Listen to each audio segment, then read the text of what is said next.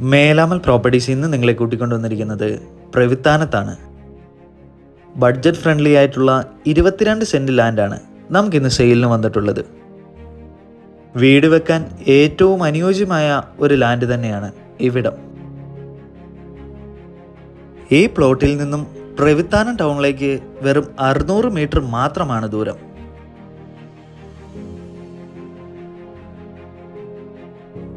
വീട് വെക്കാൻ ഏറ്റവും അനുയോജ്യമായ ഒരു ലാൻഡ് തന്നെയാണ് ഇവിടം. ധാരാളം വെള്ളം ലഭിക്കുന്ന ഏരിയയുമാണ്.